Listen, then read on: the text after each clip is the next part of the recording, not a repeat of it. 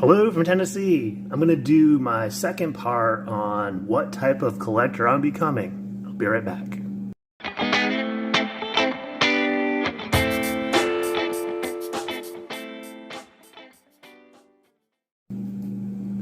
Okay, I'm going to jump right in. So if you remember from the first part that I did, I talked about myself being planned, impulsive, deal-oriented, and relying on timing, which involves luck, being plugged into the community, and having the funds when the time comes.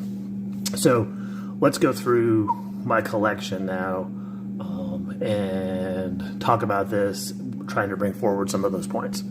So first up in my box here is my Oris Big Crown Pointer date.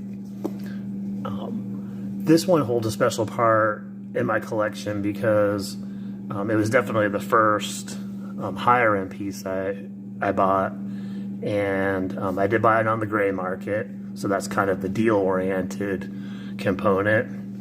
I think it was planned from the standpoint that I wanted a higher end piece. Had heard good things about Oris, and the timing was good because there was a deal on Joma Shop. I had the money set aside, and I sprang for the purchase. This slot right here, I'm going to talk about along with this Laco Type A Flieger watch. Saturday, or I may have it by the time actually this video drops, I'm not sure. But I'm going to be soon picking up a Type B Laco as well that has the leather strap on it. Now these two pieces I can talk about together, I would say, I think they encompass all three components actually. I really have been wanting a German watch for a while. I looked hard at Damasco, I looked hard at Zen, just hadn't pulled the trigger yet on those. It was impulsive from the standpoint that I had walked in to a local jewelry store that I frequent. They sell a lot of used stuff, primarily used stuff, some new stuff, but mostly used stuff.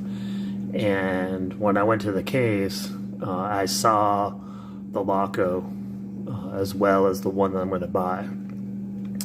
At that point, the deal was so good, I bought the first one and then thought about it for about a week, and then decided just to pick up the other one because I really feel that having both, that Type A and Type B dial, especially with the leather and the bracelet, just really gave me something that I didn't have in my collection. So that's how that came about, or those two came about. This next one here is definitely one of my favorites. It's my Tudor Black Bay 41. That was a result of definitely planning because I went on a huge fast from buying for pretty close to, goodness, it was close to 300 days, I think. And so there's the planning component of it.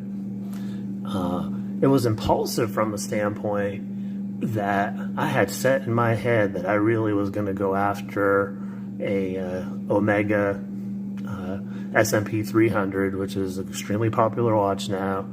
I had the benefit of being able to see both of them side by side, and when I saw the Tudor, I knew that one was for me, and I got a really good deal on it from a friend, and very happy to have that one in my collection. And so obviously the timing played into that, and just the luck, and then being involved in the community. I think I'm going to actually do one more and then come back for the last grouping and yet a third episode. So I'm just like rolling out content here, aren't I?